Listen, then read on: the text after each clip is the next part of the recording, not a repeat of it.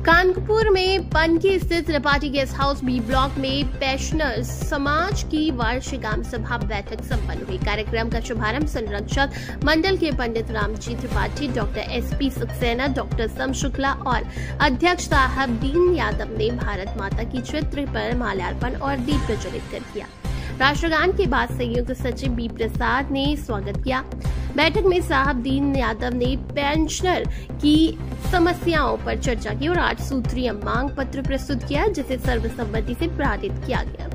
सचिव ने वार्षिक रिपोर्ट पढ़ी और CGHS और रेलवे टिकट संबंधी समस्याओं पर विस्तार से विमर्श किया। मंगलदायक जय हे भारत भाग्य विधाता, जय हे जय हे जय हे जय जय जय जय हे भारत माता की जय, भारत माता की जय, वंदे मातरम। आप सबसे पहले हम आपको धन्यवाद देना चाहता हूं कि हमारा ये पेंशनर समाज का 35वां वर्ष एक आम सभा होती है, हर साल होती है। उसी संदर्भ में आप आए, उसके लिए मैं आपको धन्यवाद देना चाहता हूं। और ये सभा हमारे सदस्यों का है, जो हमारे सदस्य होते हैं उनके बारे में हम आय व्यय और क्या कार्य हुआ 2024 में, भावी क्या कार्यक्रम होगा, उसके बारे में विस्तार पूर्वक इनसे अप्रूवल कराते हैं। कार्यकारिणी ऑलरेडी अप्रूव कर चुकी होती है। पेंशनर समाज कई वर्षों से जिस तरीके से काम कर रहा है, तो इसमें कौन सी ऐसी उपलब्धियां अब तक की हुई? सबसे उपलब्धि है कि हम वरिष्ठ नागरिक, हमारे पेंशनर समाज जो 35 साल हमारा पनकी बना था, तो वहाँ पर उस समय हमारा पेंशन बैंकों द्वारा होता था। बाद में बड़ी दिक्कतें आई, स्पर्श हुआ, हमारे 3-4 समाज में पेंशन हुआ। इस संस्था के माध्यम से हम लोगों ने भारत सरकार से लिखा पढ़ी करके, बातचीत करके, प्रधानमंत्री जी को मेमोरेंडम दे करके काफ़ी समस्याएं हल कराएं, जो कि आज हमारे पेंशनरों को अब बैंक के द्वारा न होकर के स्तर के द्वारा पेमेंट हो रहा है। दवाइयों का जो मामला काफ़ी दिनों से देखने को मिल रहा है कि पेंशनर्स हैं, उन्हें जन औषधि की दवाइयाँ जो उपलब्ध होती हैं उसमें पेनल्टी की बात नहीं कही जा रही, क्या कहेंगे? ऐसा नहीं है। मैं डॉक्टर श्याम मोहन शुक्ला, सलाहकार एसोसिएशन का, और इस संस्था से मैं रिटायरमेंट के पहले से जुड़ा हुआ। मैं चीफ नोडल ऑफिसर रहा हूँ।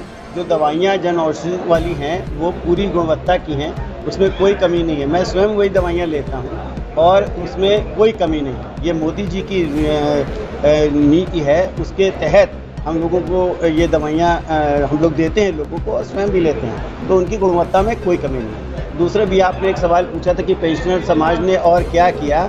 पेंशनर समाज के योगदान से ही एक नई डिस्पेंसरी जो CGHS की खुली वहाँ पे ग्वालियर में, वो हमारी एसोसिएशन के ही प्रयासों का, हमारी एसोसिएशन के प्रयासों का फल था।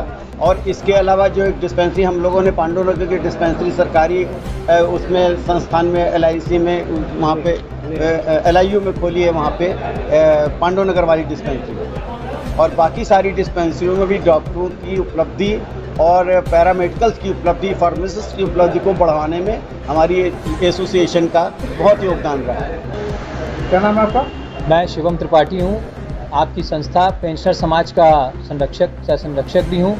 और साथ ही जैसा कि आपका प्रश्न था कि पेंशनर समाज क्या कर रहा है, तो पेंशनर समाज अपने पेंशनर्सों को हक दिलाने के लिए सड़कों पर उतरता है, आंदोलन करता है, अपनी जितनी क्षमताएं हैं उन क्षमताओं के साथ अपनी क्षमताओं को प्रेषित करता है और अपने अधिकारों को अपने सभी समस्त जितने भाई बंधु बहनें माताएं हैं उन सभी को अपने अधिकार दिलाता है। पेंशनर समाज जिन नीतियों के साथ चल रहा है, चाहे वो आपका आयुष्मान योजना का लाभ दिलवाना हो, चाहे हमारे वृद्ध लोगों को कहीं पर भी सरकारी हो, चाहे अर्ध सरकारी हो, चाहे गैर सरकारी हो, चाहे प्राइवेट हो, कहीं पर भी लोगों के इलाज करवाने हो, उस पर पेंशनर समाज बहुत भरपूर रूप से अपना पूरा प्रयास कर और सफलता की राह पर अपने सभी साथियों को ले जाकर उपलब्धियां दिलाने में समर्थ रहता है। ये हमारा पेंशनर समाज कार्य करने में सक्षम है। दर्शकों को बताएंगे कि पेंशनर समाज कहाँ काम कर रहा है?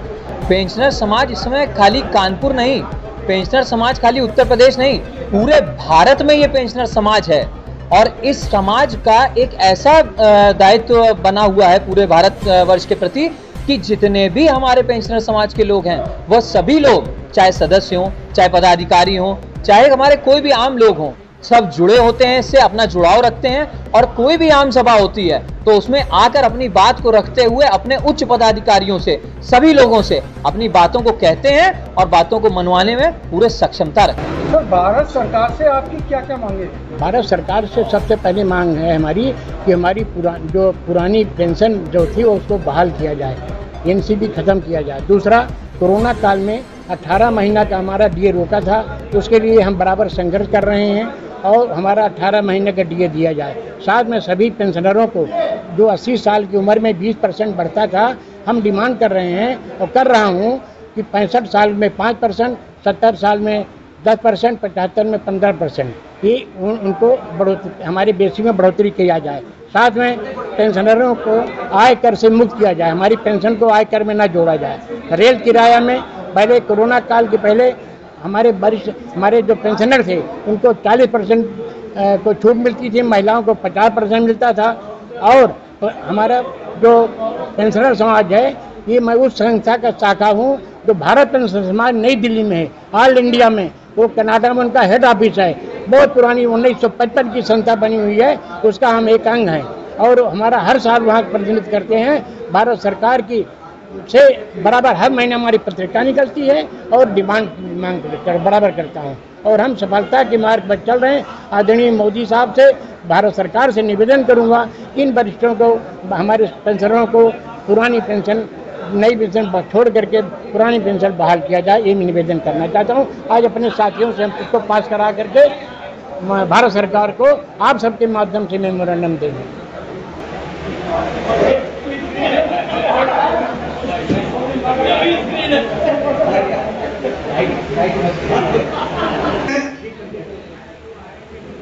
प्रेस वालों ने जो साक्षात्कार किया हमारे अध्यक्ष जी का और संरक्षक जी का और हमारे समाज,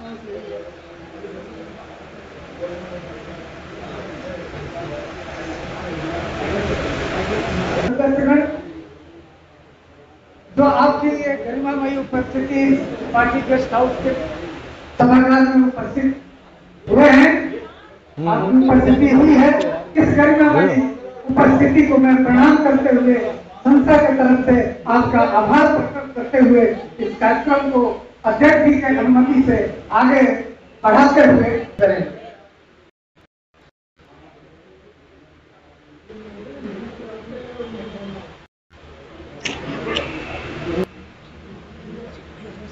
इधर देखिए,